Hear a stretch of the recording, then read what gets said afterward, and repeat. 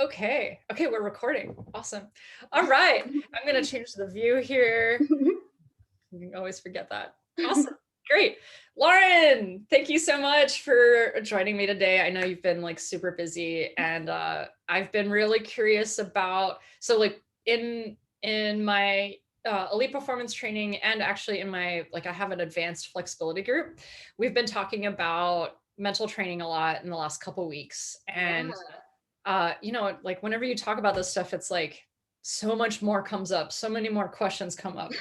And I was listening to some of your lives in the last week and I was like, oh my gosh, I should interview Lauren for this because yeah, you have been through a lot of this stuff, especially like overcoming your fear, more like managing your fear, specifically like with sport climbing.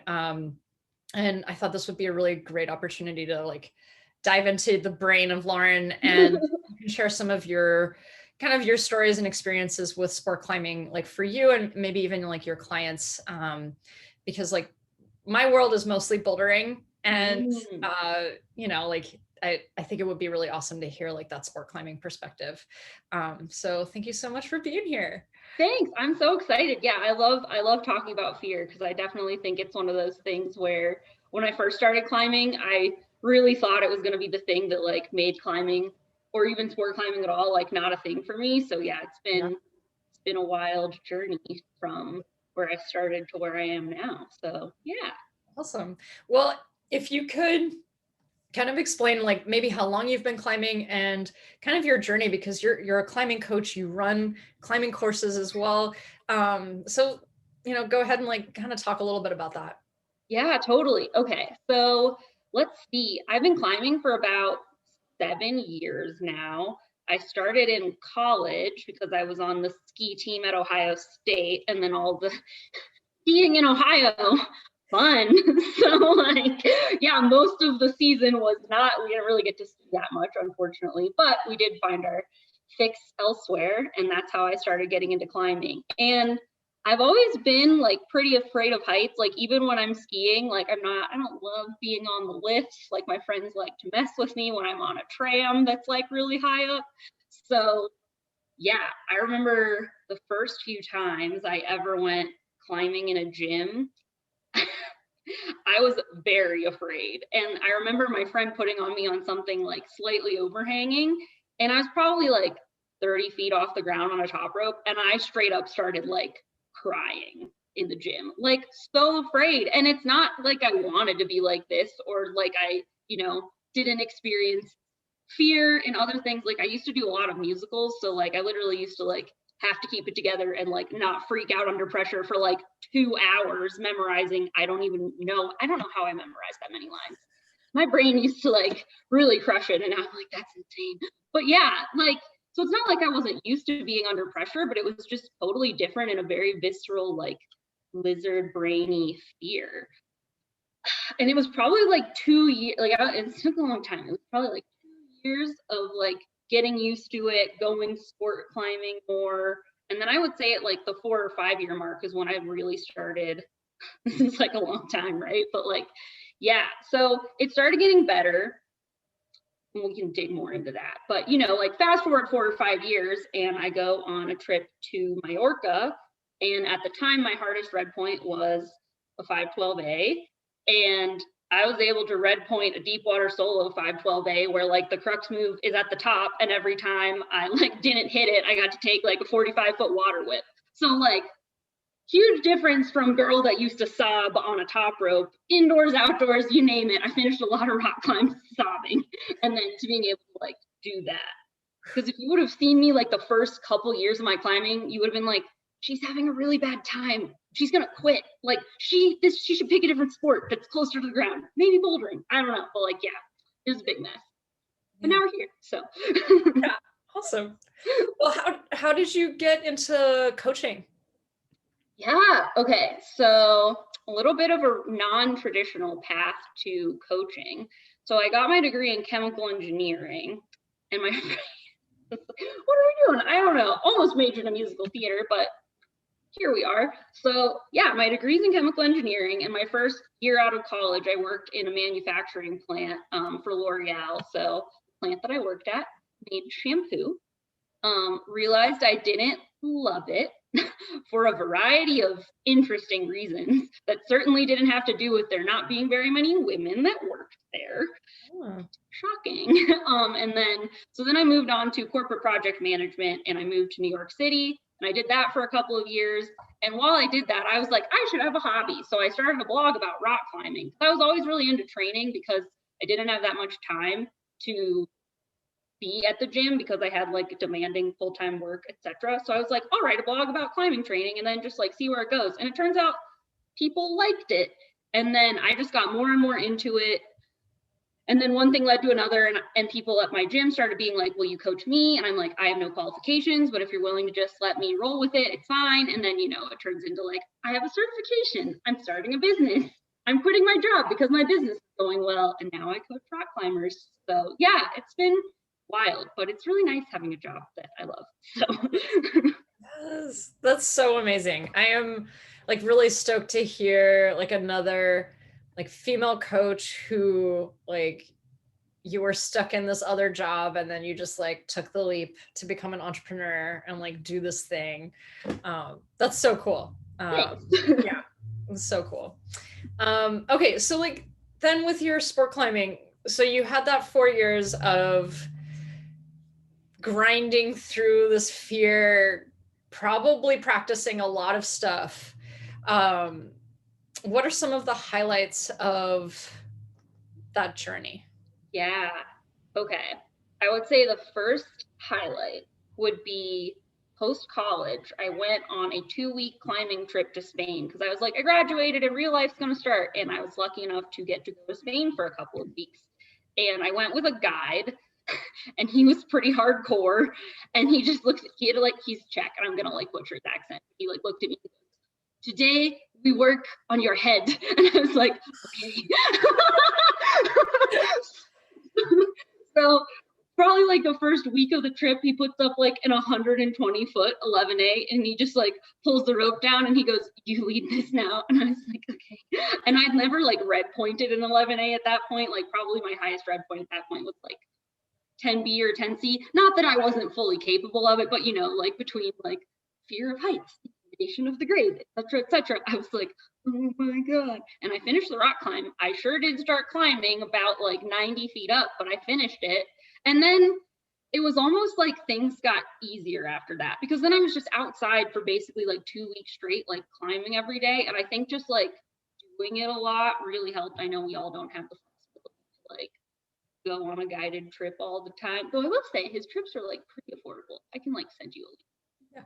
But yeah, like all things considered, like, yeah, you're camping the whole time, but yeah, but it really helped. And then I did end up like sending my first couple 11As on that trip and it was really good. And I think I came back with like a ton more confidence. And also leading up to that trip, I had like picked up a copy of the Rock Climbers Training Manual because I was like, I will be damned if I go to Spain and I'm not ready. Like, so that was good too. I think just the confidence of saying like, I trained for this, and then also just being exposed to it a lot really helped. And then there was like a dip because then about maybe like 6 months later or the following spring, I got flipped upside down and like had to get staples in my head. And it was just like it was like my foot wasn't behind the rope or anything, but there was just a lot of slack out because it was like not that run out, but it was just a weird fall and I got like whipped upside down and that sent me back a little bit, honestly, but came back the following fall. And I think like big breakthrough was definitely like going on that trip and just like getting out there a lot. And then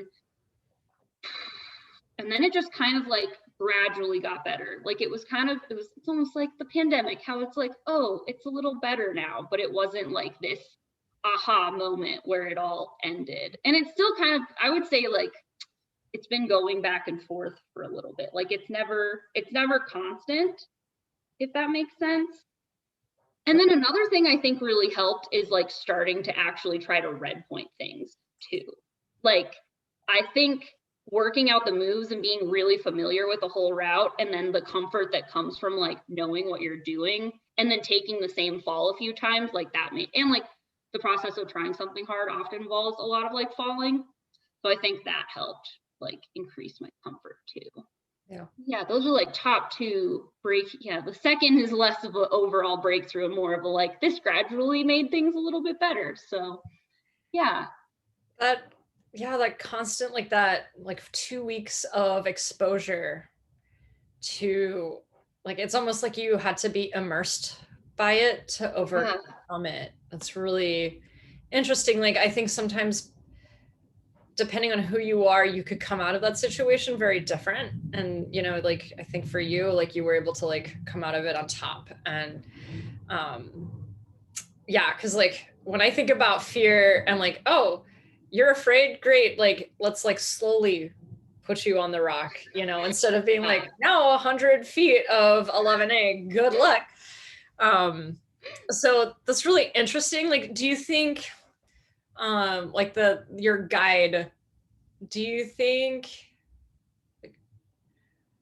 like what do you think his like reasoning was? Like, do you think you have any insight into like why he did that? Okay.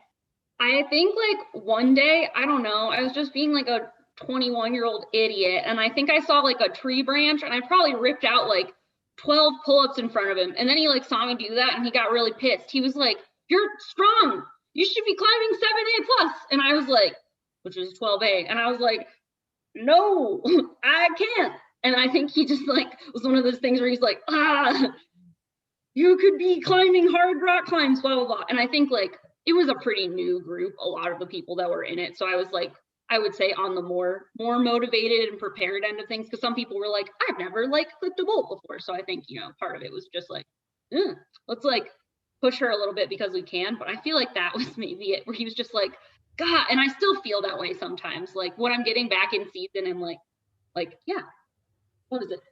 Okay, a couple days ago, I was on, and I guess like just to put things out there, like I have sent quite a few 12s now. Like I did my first 12D last fall, so like you'd think we'd just roll up to 510A and do it and be fine. Nope. So like slab also makes you uncomfortable, and there's a lot more slab out west here because I'm definitely a Red River Gorge person. But yeah, I still, like the other day, it took me a really long time to finish a 510A, and there was like a ton of hesitation, and I was like, I don't like that ledge. So like, it's not like, I'm not a finished product by any means, but yeah, like I still have to work through things kind of every season, and working on figuring it out. It's an art, but yeah, I guess back to what I was saying. I don't remember what I was saying, but yeah, it's not like it's done now. I guess is kind of the point here. I think, yeah, the cycles of fear, and like I think really really what you're saying, and I feel this too. It's like you will never overcome that fear. It's just how well can you manage it on a given day, and probably also based on how strong you feel, like how emotionally affected you are by your life. Yeah, so that's good to know. And like I think people, I don't know, it almost like it's good to hear that from more people, just being like, like there's no secret, it's just how well can you manage it. And many of us still have this fear of whatever it is for yourself. But yeah, so I have a couple questions for you in terms of like, and if you still have like your own personal experience to like pull from, that'd be awesome. But in terms of like when you feel that hesitation now, how do you manage that? Like, do you have the like certain strategies that you've kind of implemented into your own practice that helps you overcome that in the moment? Yeah, I guess like two things that I've found to be helpful when I am feeling this, or even like trying to focus on red point burn. So something that helps me is like trying to get in the moment instead of like what ifing myself to death.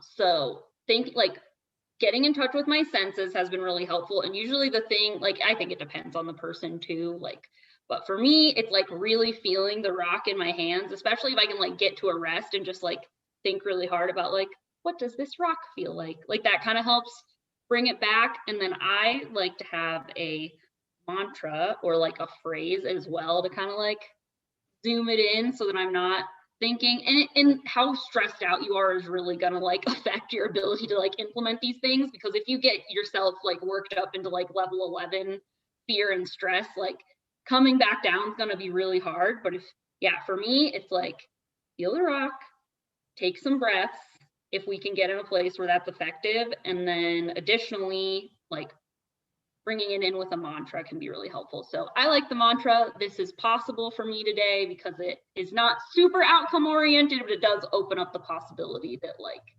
this outcome is functional. So those are kind of my like strategies. But I will say, I actually was talking to my therapist about this yesterday, and I guess for anyone that like suffers from mental health things, like I've talked to 3 different therapists, and they're like, you certainly have generalized anxiety disorder. And I'm like, that's accurate. So I think like that also plays into like the background noise in your brain, because like my brain is apparently an expert at finding ways to perceive danger and keep them on like a nice little loop in the back of my head. So I think that probably doesn't help either, which is why seeing a therapist is a good idea if you have the means. But yeah, I was talking to her about this, and she's not a rock climber, but I was asking her, I was like, do you think me staying up there if I'm like really worked up and freaked out is like effective? Because a lot of times I will like make it through, but by the end of the rock climb, I'm not like, I did it. I'm honestly a little bit like, that was really miserable and I want down, right? And I think it can be really hard as climbers to like give up, because you think like the pushing through it is what's going to fix it. But I am considering experimenting with like, if I am really worked up, like just coming down and trying to like rein it in instead, because honestly we might be like conditioning ourselves if we like get into that state to like hate it and be scared instead of like removing that stimulus, which is kind of weird. Or maybe like a take would work too, but for me I think like being on the ground is nice. And I was like thinking about this in therapy, and I was like, how do I coach athletes? Because like part of it is certainly we need to be pushing people to get out of their comfort zone, but also if you like push them into a zone of like panic and overwhelm, then they're just gonna like hate it. And you don't want to tell someone like, just keep quitting all the time, that's fine. But like, yeah, it's a really hard balance to strike, because you want to like push people, but not to the point where they're like making themselves miserable. And I think I have the number of climbs I finished like crying is strange, and I feel like I am very okay with like suffering, but I also don't know if that's like healthy or normal or reason. Like I would never expect my like I would never ever tell an athlete like, if you're sobbing keep rock climbing. I'd be like, no, like I would never push people the way I like push myself, which is probably a whole other thing. But yeah, a lot of thoughts here though. Let me know if you have any like, yeah. I mean, it's really cool, like to just stop. Like if you are like, oh, I'm feeling this anxiety now, okay, I'm gonna come down. Like it's almost, yeah, it does make maybe some sense to kind of go through that process. That way you're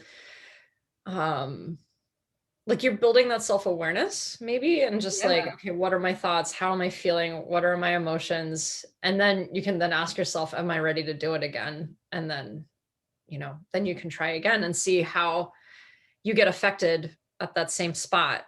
Yeah. And I've heard some coaches too, like ask people to kind of put like a number on it. And maybe if you kind of have that like internal scale for yourself, I haven't experimented with this yet because I just talked to my therapist yesterday, but I will report back.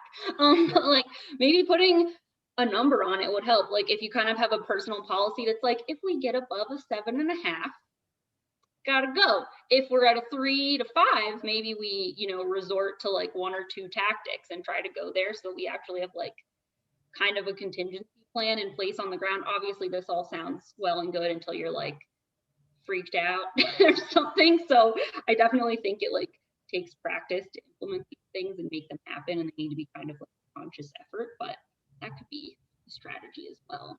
Yeah. Oh, that's really cool. I actually really like that because I don't know if you do the strategy where like you just climb clip by clip. So you clip and then you take, and then you go up to the next clip. Like you could almost like rate each clip as you go up. And then kind of just see like overall, how do you feel? And then next time you repeat it, like, are those numbers the same? Like, how do you feel the next time? Yeah, that's really interesting. And I totally end up doing that too. Like, it's really funny because, and I haven't totally figured this out for myself yet, but like the first time I go up a climb and I'm figuring it out, especially if I have to like place the boulder, like I'm not that short, but I'm like 5'4". Sometimes I'm like, I'm like, oh, I can't reach. But yeah, like the first time I'll go up, I'll be so nervous and like over gripping. And then, I'll fire like something kind of hard for me, like second go, and then it'll feel like a lot easier. But it's like once I'm familiar, like once I'm like treading in familiar territory, I can feel like a lot more confident with it. Yeah. So yeah, I think like knowing that about like just learning about yourself and not judging it is really important too. Like I think I used to waste a lot of energy getting really mad at myself for being scared. And now I just know, like I've actually kept track of it. Like last year, I sort of wrote down like how many days it took me to feel like normal rock climbing. And this was also after like pandemic shutdowns where it wasn't like, it was like I hadn't even really been climbing in the gym and then went on like, a 2-week virus. But I kept track of like how many pitches did it take me to like feel normal again. And now I kind of have that as a benchmark, and I'm like recording it this year too, so that I can have an expectation so that like the first like however many trips outside as the years go on, like hopefully it will like decrease. And I will become 10 of peace and calm and confidence, eventually. But we're working through it now. But yeah, like keeping track of that, I think, has been really helpful too. So then in the first, few however many sessions, I can be like, oh well, like last year it took me this many pitches to feel normal. We're on pitch 7 of 20, so it's fine. This is normal. This is literally what happened, and last year went great. Like it's kind of, so that sort of helps. Yeah.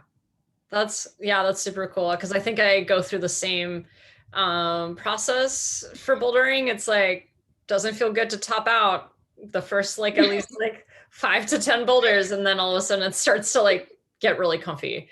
Well, okay, so I would like to know a little bit more about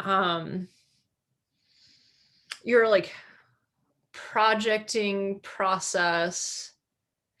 Like if there's a section that feels a little like, okay, it's bringing on this anxiety, but you still want to like maybe try to like see what those moves are like how do you approach projecting when it comes like, and then you hit that barrier of anxiety?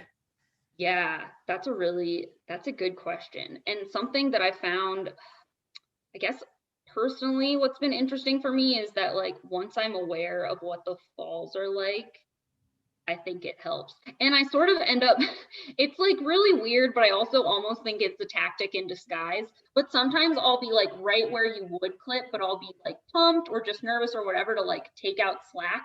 So then I just like let go from there. But then I basically just took like the worst case scenario fall. And then the next time I go up to it, it's fine. Like I think it can obviously be annoying if you're trying to work beta, especially if it's like steep and then you just fell really far and now you like boink up and all this annoying stuff. But I think it's worth it to like take those worst case falls. And also you don't have to take the biggest one. Like the little falls on the way to like working like the tiny moves like right off the cliff, I think can really help. Yeah. And part of something that I do for my athletes too is I like program falls. I program things into their sessions where they're going to be so focused. Like ideally they get to the point where they're so focused on like climbing the thing that they just like take falls when they're pumped because they can't anymore, which I think is good. Because I think like, especially if you're like newer to, and I coach a lot of people that end up climbing at the Red River, which is notoriously pumpy. So like, right. Yeah, like I end up coaching a lot of people to like take falls when they are pumped and continue climbing through it. And then I also pair that with like finishing their session out by being like, look, climb a couple routes to cool down because like cooling down is a smart thing to do, etc. But also like, who cares if you send this 5'9" in the gym to some degree? So like take a whip on it and like, make them bigger. And I think that ends up like forcing it as part of the training plan kind of helps people a lot. Like just making falls part of their daily life is really helpful thing to do. So. Yeah. I think that's it's good to remember, and it's also okay to fall. Like I think everyone's like, oh, I should never fall. I think that's like the trad mentality a little bit, Yeah. But on sport climbing, you can fall as long as it's like a yes, like, yes, I can fall. I'm going to be safe. Yeah, like I think that's cool to like integrate the falling practice. So for folks who are like with your athletes who you work with that are like, oh, I really like to stay within my comfort zone. Like I basically climb kind of my on-site all the time, but I don't like to project. Like it feels uncomfortable. It feels like it's scary to project. Like, what do you have to say to people like that? Yeah, I guess first of all, you have to like take a step back and think about like what do you want to get out of the sport? Because if you're like at this weird like junction where you're like, I want to get better and I want to climb these other things and I want to have more routes open to me so I can have more fun when I go outside, then like part of that might have to be like getting out of your comfort zone so that it can be fun. So I think you kind of have to like want it to some degree. Like if you aren't interested in like getting freaked out, literally totally fine. Like being super uncomfortable and scared does not have to be part of your rock climbing. Because some people are like, I do this to relax. And I'm like, I do, but I don't, right? So it's like if you want rock climbing to be something like relaxing, that's totally cool, and you don't have to like push yourself in this way. But if you do want to like pursue this and you kind of want to like recognize the benefits, then it's sort of like you have to figure out what that next baby step is for yourself. So for some people that might be like for example, one progression might be if you're really afraid to lead things outside. A lot of people, and like some people are really judgmental about it, but I think it's fine to like the baby step can be, okay, you can top rope it first, but then be committed to like actually leading it afterwards, even if it's like bolt by bolt. And even if you don't finish it, like it's literally okay, but you have to like start stepping up to the plate somehow. And like when you do take those baby steps, like you need to congratulate yourself because it's really hard. So yeah, I think like recognizing like those little progressions as very important is a good idea. And I don't know if I like totally recommend the like rip the band-aid, take a gigantic whip method. I think that can work for some people, but I think like designing your own like escape the comfort zone like hierarchy, like yeah, it could be like top rope it, then lead 2 clips of it and then come down. And then it could be like next time you go lead 5 clips of it. So yeah. And then I guess I think we were going to talk a little bit about drills. So something else that I kind of give people to, it functions well in a lot of ways because one, if you don't like projecting, you have to give it 2 whole burns. 2, if you're interested in projecting, but you have beta memorization issues, then this can be really helpful. And yeah, those are kind of like the main benefits. And 3, it makes you like try hard fast. So I give people like second try sending in the gym a lot, where I say like, treat it like an outdoor climb that you want to send in 2 tries, go up it once, and then I want you to like suss out the beta really hard. Like take a long burn, rehearse the hard parts, like do all the things, like, you go more into tactics. So basically like figure out the climb. And then if they're like doing it on lead, because the expectation is that you're going to like take it every clip and that's actually part of it, I think it gives people this permission to like stop at every clip because that's literally what I want you to do to make sure you know what's up. And then you build this confidence because you come back down, you take your rest, you like review it in your head, and then you try to like send it. And this gets people sending things way faster than they normally would. It works on their beta memorization because I think a lot of athletes are just like, they come down from a rock climb and they're like, I have no idea what I just did. And I was like, well, you only need to know what you're doing for 60 whole feet. So like, that's not great. Like remembering data can be really helpful. So, and it's such a bummer to see people like make it through the hard part and then like forget the thing at the top because they like didn't rehearse it enough. And you're like, no. So yeah, I think practicing that in the gym is good for like building confidence, taking little falls, and then also it kind of, you shift to performance mindset where you're trying to send it. And I think that helps people forget to be afraid of falling, which might be like somewhat ridiculous, but I think eventually it does help. So yeah, that was a good one. Awesome. Oh man, those are really great drills. And I like the like regression model of like, well, I guess, I don't have to just go out and lead a bunch of hard stuff. I could just easily approach this stuff and giving folks permission that it's okay to take those baby steps. I think that's really important. Yeah, Awesome. I don't think anyone ever told me that. I think it'd be nice if someone did. And I also think it'd be nice if like our climbing partners were more because some people like just don't have like they just like my fiance is a perfect example. He's just been backflipping ski jumps since he was like 10 and doesn't know fear at all. And like yeah, he doesn't understand my brain, but it's fine. And like, yeah, I think it'd be cool if, you know, people that recognize that you were scared, like when you just led something, even if you don't make it to the top, we're like, heck yeah, pushed out of your comfort zone today. If everyone could just be more woke to growth mindset, like the world would be a much better place. Yeah, for sure. Yeah. Yeah. I started out as a sport climber, and man, it felt like I did not go through any baby steps. It was like kind of forced into this world, and like very terrifying, which is like I had a couple really bad falls and some really bad partners that I'm like, you know what? I'm just never really going to do this again. And so Yay. that's why I'm not really a sport climber anymore, you know? It's so funny because like if you think about it, I always am like fascinated. I went on a brief stint of bouldering in Joe's Valley and I didn't make any sort of plan for the top out. I was like, that looks easy, we'll be fine. And then I'm up there and in my head I was like, certain I almost asked the people on the ground, like, would I break my ankles if I fell here? But like in my head I knew the answer was certainly. So like you just didn't say that out loud. But like but I made it through and I was like, but yeah, no, it's so funny though, because in my head I'm like, bouldering objectively much more dangerous than like sport climbing in a lot of ways, because like sport climbing is like here's your rope, and then also like okay, everyone dies hiking too, that's like really morbid to say, but when you have a rope attached to you, like you most likely won't hit the ground, and for the most part bad things won't happen. But yeah, I'm always like boulders when they're afraid of sport climbing, I'm like, but you do crazy stuff all the time where you could just break your ankles at any moment. So well, so this is a great segue. Like the reason I don't sport climb is because I don't trust anyone with my life. So the belayer, so the relationship with the belayer. What advice do you have for people who are maybe one trying to get into more of a like a regular practice of sport climbing and like trying to find a really good partner? Like what are some of the things that you would say to them, like in terms of communication with the partner, or maybe even things to like watch out for, like, hey, if this person doesn't do these things, maybe this isn't the right partner for you. I don't know, maybe talk a little bit about like belay partners. yeah, this is really interesting. Okay.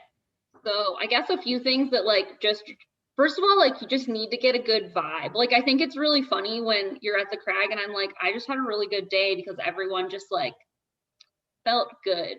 Like good auras around all of you, whatever that means, you know, like which is kind of funny. So you have to like get a good vibe from them and enjoy climbing with them. And I don't think you necessarily have to be climbing the same grades, but as long as everyone's like has the same energy about things and like you feel good about it, I think that's a good sign. On a more logistical note, huge fan of Gree-Grees. I don't trust people that are like, I only use ATCs, and I'm like, let me Venmo you $90 and please blame you with the Gree-Gree, you crazy person. But like, yeah, I don't know, because then you don't, not that like you don't have to like still watch what you're doing with a Gree-Gree, but at the same time, like an ATC, someone really could just like let you completely slide through and hit the ground, and a Gree-Gree will at least like stop that from happening if someone like passes out. So I think like knowing that fail safe exists is good. I think another thing is sort of like their beta spraying habit or like if they have a growth mindset, I think climbing with someone that, you know, has more fixed mindset attributes probably isn't like the best. Like if they are just, I don't know, I guess it's like hard to define, but if they, you know, say things like, oh, I'm just bad at this, or like this hold sucks, and they just kind of have like a bad attitude, that kind of is not awesome to be around for anyone's progression. So choose your partners wisely, folks. But okay, let's see. Other things, other tips, I guess. Advocate for yourself with your partner. Like if you don't want them to talk to you about the beta, especially if they've climbed it before, just be like, hey, I might be open to feedback sometimes, but like please ask me before you like give me any feedback, because it also might disrupt your process and your ability to learn. So kind of like, or if you love beta, like usually if I'm talking to someone, like I was just talking to my other half because I was like trying to flash something and he had done it. And I was like, oh yeah, spray me down on the way up. I do not care. Like I would love to flash this, yell at me if I'm doing something wrong. And then there's other times where I'm like, I would like to figure this out myself. Please don't do that. So that's one thing. Some people really like it to be quiet at the crag when they're trying to send something hard or figure things out. And some people like do not care at all. So I think communicating that is helpful. Let's see. I just think communicating a lot is good, and just telling people what you like and what you need is really important, and no one should have to feel bad about that. Like if someone told, and like think about it from your perspective too, because some people are very like, you can do whatever you want to me and it's fine. Like, well, I just want to make everyone else happy, but you know, we have to advocate for ourselves. So I think, you know, telling people what you want. If you like it quiet, if you like really soft catches and you don't care how big a fall is, that's fine. If you'd rather, you know, not. And then, yeah, just kind of watch their belaying technique. Like if you see them spiking people all the time, it's not like people can't learn, especially if someone's new, but like, feel free. If it's for your safety and your comfort, it's literally fine to be like, hey, I noticed that sometimes you spike me or you like catch me too hard. Like, please have extra slack out. It's your body. Like, tell people what you need. So yeah, I think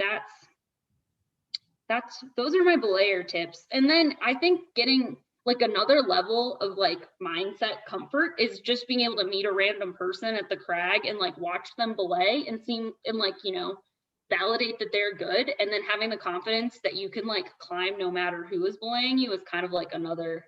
I never even considered this before someone brought it up. They're like, do you like have to have certain people belaying you, or can you have whoever? And like, you know, this is kind of something to aspire to, where it's like, get comfortable enough with your climbing that as long as you know that you have a safe belayer, you can climb with whoever, which will make your whole life more convenient, especially if you're like, my main climbing partner has schoolwork to do, then you can like make a new friend and go climbing with them and have it not be a big deal. So yeah, it's definitely an advantage if you can get comfortable with like multiple different climbing partners, and if it doesn't have to be like the same person all the time. Yeah, you could probably tell if that person has had experience or not, like enough experience to belay you. Yeah. Because I'm trying to like think about it in bouldering. I'm like I definitely am very picky with who spots me. Yeah. But I guess like when it comes down to it, if I'm going outside alone, and there's like a crew of people, like I generally will ask, hey, can you spot me? Like very specific people, I'll be like, hey, can you spot me? Because like I've been watching them. And like it is cool to kind of get to that point of like understanding and knowing the like that experience, or like knowing what good belaying is or good spotting is. Yeah, I never thought about it that way, but I don't think I will ever get to the point of just anyone. Yeah, there's like it's like probably really like biased of me, but like I've run into a few people out at the crag, and like they're like older athletes that have clearly been climbing there for a long time, and usually they're like really nice, and like I've just had some great experience where they're like, hey, I've been climbing here for 20 years. I might have some like details about this rock climb. Would you like any? And I'm like, yes, sure. I can see something, and you just flashed my project. Of course.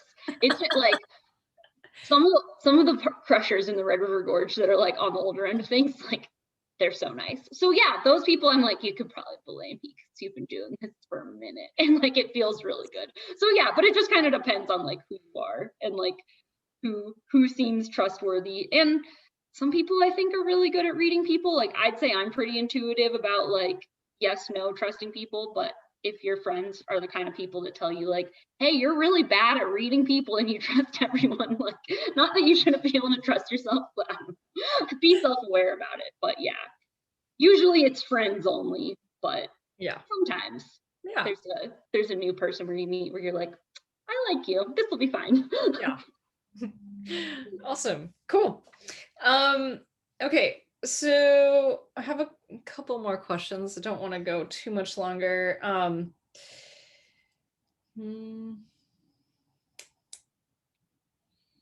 Okay.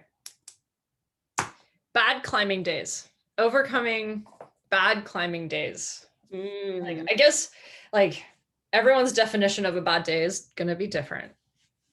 But I'd be curious to see like what is like a bad day for you, and do you have a way of kind of like managing that so that the next time you go out, you know, you can have a better day?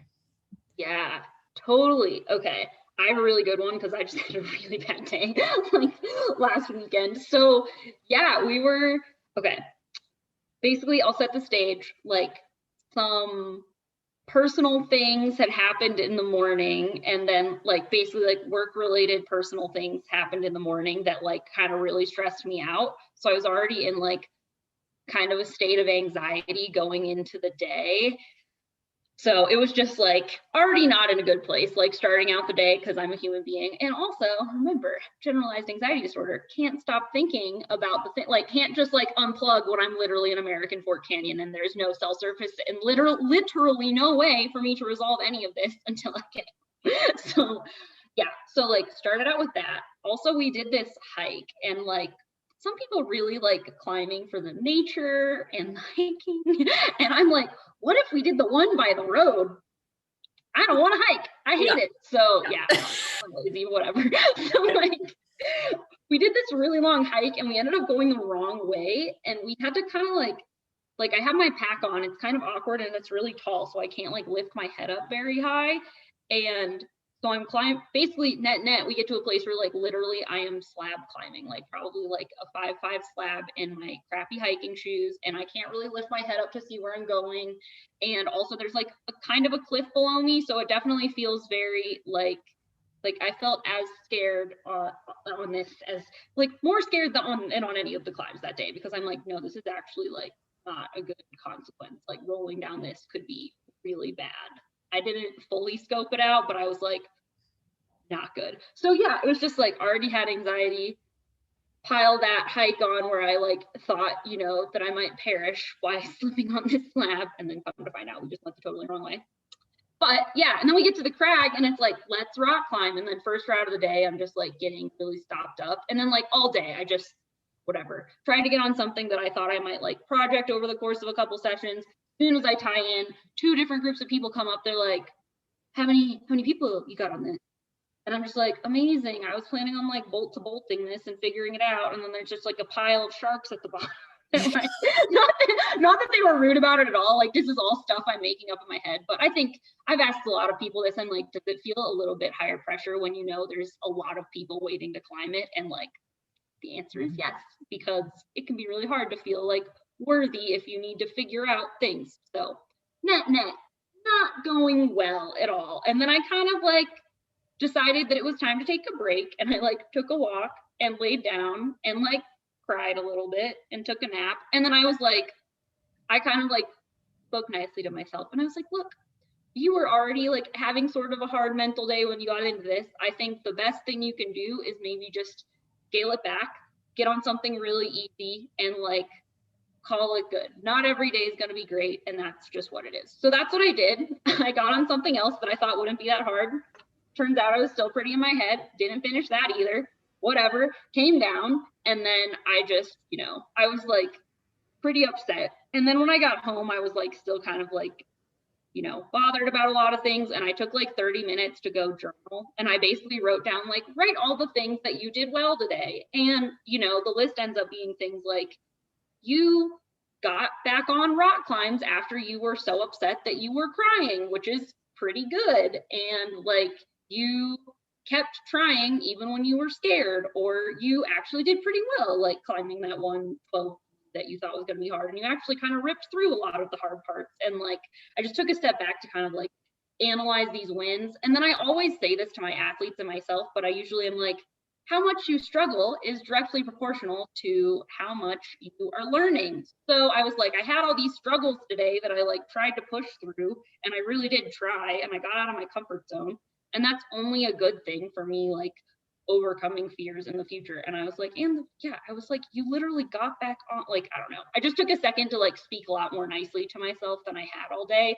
And I thought that was really important. And then another kind of tip I have, like, if things aren't going well, just like switch the goal for the day. Like there's been times where I've been on a project and like a move where I can usually do it or do it within a reasonable number of tries is like not working. So then I will just change the goal to be like, this link is clearly not a thing today. So the new mini goal is making like this other link over here, and just switching things can be really helpful. So yeah, I would say those are my like 2 tips. Like take a step to remind yourself of what you're doing well. Okay, side mini tip, if things feel hard and you're feeling challenged, that actually is a really good thing because it means you're pushing yourself. So actually good job instead of I struggled, which is bad. So flipping that is like if anyone works with me, that's like the one thing I want them to get out of working with me is like that shift in thought. And then yeah, and then if it's really not happening, like switch the goal for the day and just try to like learn something. And yeah, that usually helps me wrap it up. And you know what? The next time I went out yesterday, I like sent something that I was pretty psyched about pretty fast. So like, I definitely know that it's like, it's just one day. Like realizing that it doesn't mean your whole season's screwed is also really important. Like keep perspective. Someday you're just gonna have bad days. It doesn't mean like your training didn't work or that you're a bad rock climber. It just means like your brain had a lot going on. And that is just what it is. So yeah. Hell yeah. Thank you so much. And I like that you also mentioned that you journaled at the end of the day. So you're kind of like closing the loop on that day by just putting it all out there and focusing on the good. Yeah. Yeah. Awesome. Okay. So I'm going to look at the questions that people ask. So Gio, I think you may have already kind of talked about this. He kind of wants to know. Circles and get pretty long-winded. So yeah.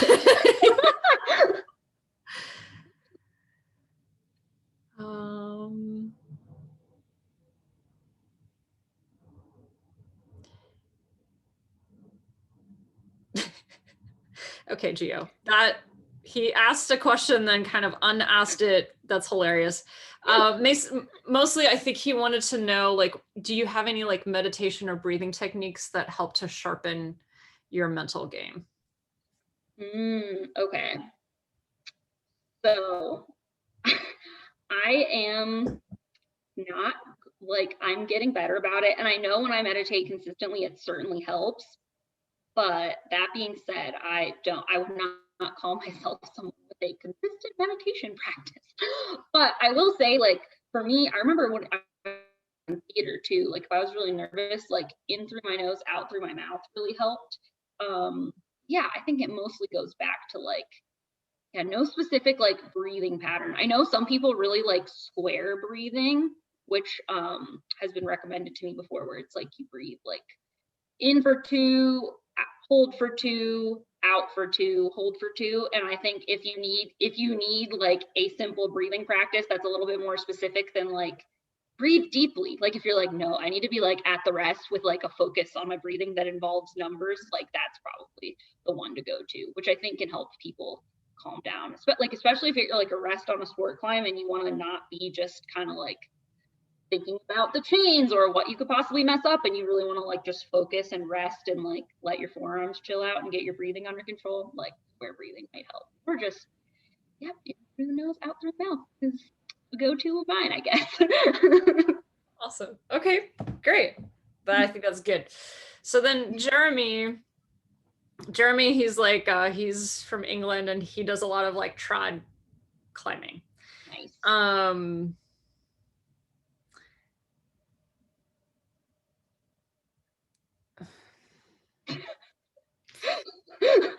Some people ask questions in a wild way. Yeah, sure. Look at Jeremy is so awesome because he's very detailed. Because he does a lot of like trad, like you basically have to have a lot of confidence in your gear and you kind of have to judge like your runouts and stuff like that. So I think really his question is like, because there's no really issue of like trusting your gear, it's just like you're clipping bolts. This might be a difficult one to answer. What are the main focuses of the mental game in sport climbing? Like, what are those? What are the Yep. main focuses for sport climbing? And then how do you transfer that over to trad? And do you trad climb? I don't. I would like to. Now that I've moved out to Utah, and I have a bunch of friends that trad climb. So yeah, I think I might be following up a crack this afternoon actually. So we'll see. But yeah, that's really interesting because I definitely think the main difference here is like in sport climbing, getting to the point where you go all falling is okay and a part of the process and important to figuring out climbs and trying hard. And in trad climbing, while yes, we want to get to the place where we can fall and like push ourselves, there is this part where I know there are trad climbs where it's like, this is a no fall zone. Like you place it, like you do not want to whip here. There's like, it's just a little more adventure-y. So I think that's probably like the biggest distinction here is that there's probably a greater like risk assessment piece with trad climbing as far as like the mental game goes. But I think with both of these, the important thing to remember is like we are choosing to put ourselves in these positions. Like no one's like, you must go get scared. So kind of like when you are getting scared, like reminding yourself like your belayer gonna make you climb this. Like no one's making you be a rock climber. You could literally go be a bowler and you wouldn't have to deal with this. So like remembering that like you need to take ownership of that, but then kind of like extending that with trad climbing, like I think it's probably more important to get clear on that risk assessment piece and probably talk it through with your belayer about like, what your risks are. And then, maybe even saying out loud with them, like, I am cool with it if this has to happen, but like, just, having a good idea of what your trajectories and falls are when it comes there. But then also having those talks where it's like, that gear is bomber, that fall is clean, we should be good as long as like X, Y, and Z don't happen. And that can probably help like clear it up a little bit. But yeah, hopefully that helps. I think there's like slightly different goals here. On both, you want to be comfortable falling, but with trad climbing, I think like assessing the risks of your falls and like owning that potential outcome. And I'm sure there's some sport climbs too where it's like, you don't want to hit that ledge. That would be real bad. So kind of both, but probably more with trad. Yeah. No, and I like that you said that it's your choice. Like you're choosing to put yourself in that situation. And so like kind of like owning that and be like, yeah, I want to do this. Like, let's do this. Yeah. It kind of feels better when you're like, because then you're not like the victim anymore. You're like, we did this to me. Yeah. like, no one made like when you're like mad at the world and you're like, I'm the one that chose to be up here on this rock right now. I think it can help you like jump out of that victim mindset and like actually start taking action on the climb. Yeah. Fantastic. Awesome. Okay, I have one more question, and we did already like talk about this. This is from Allison. When you're climbing a route and you start hesitating to make a move or a sequence, what can you do to push through that hesitancy, especially on an on-site attempt?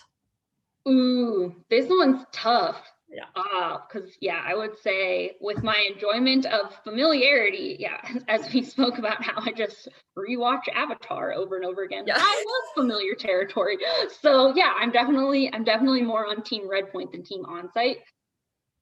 But I would say, this is more of an endurance issue, but I think being okay with like feeling like if you really botch something, like backing up might not be the worst idea.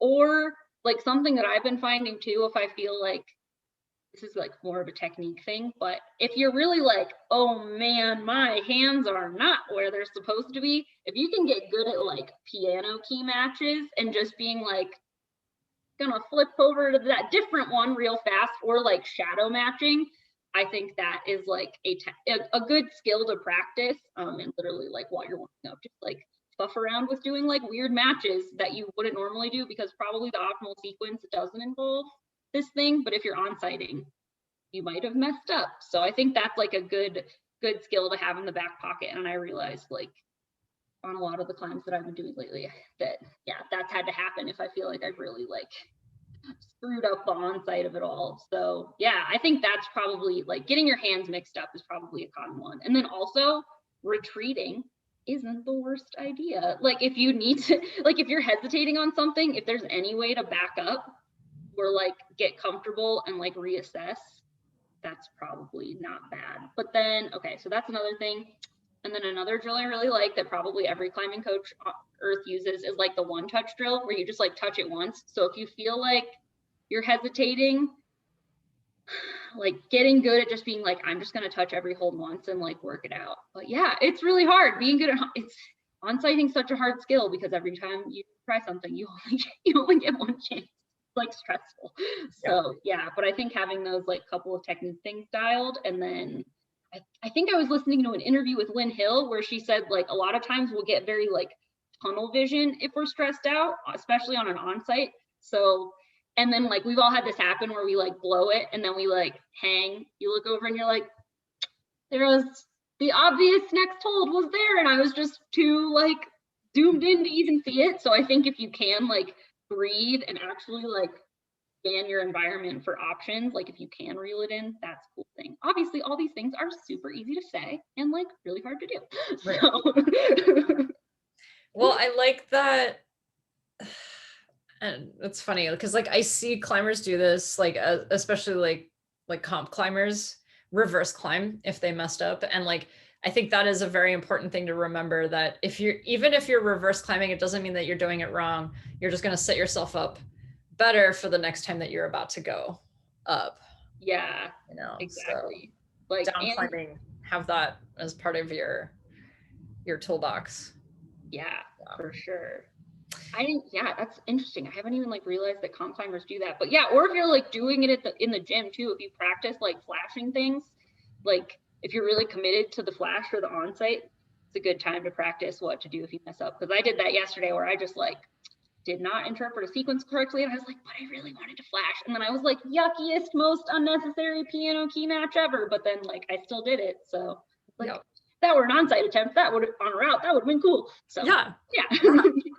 I like to call that like winning ugly, because you just got to do what you got to do to get that on-site. I think the ugly sends are like, I think they're cool, because I'm like, oh, like you had to fight, like that was a battle, that was not like a well-rehearsed like beautiful thing, that was like, yeah, I think those are fun. Well, okay, so my last question to you is, do you have any projects right now? And how are you mentally preparing for them? Okay, I guess I have like a couple in mind, but I have some routes. So I'm going to be in Wyoming in Lander for 5 weeks. And I'd really like to knock out my first 13A while I'm there, which would be pretty exciting. So I have some in mind, and right now I'm literally just trying to like build momentum for that. So yeah, I think I'm just trying to get out and like literally rack up as much as 512 quickly as I possibly can to like build like good momentum and confidence like going into that. And that's sort of what my preparation is like. And I've like haven't really climbed an American Fort Canyon, which is now my like new home crag, if you will. So like I'm just getting used to that style, which is also limestone, which is nice because Wild Iris is limestone. But yeah, like it's been a weird spring season, because I was like came out of the gym strong and like prepped and everything, but I was like, I don't get this style is like hard to figure out and I'm having a weird time with it. So accepting that like this isn't my usual area and like there's new things around here, and just being like getting used to this and getting some sends under my belt is like the mental prep that I need. And yeah, just build momentum is the plan at this point. Do you use the like pyramid format to build momentum? Do you know what I'm talking about? Yeah. Oh, I have this poster up here is like an organized like little sticker chart of climbs. Oh, yeah, I kind of do. I think like I also kind of just follow what looks fun as well. But yeah, like I would say right now, like if I could build up, like yeah, 13A. So, you know, ideally maybe like trying to figure it out and just kind of start from like the bottom. But yeah, like right now I'm in like a couple 12As.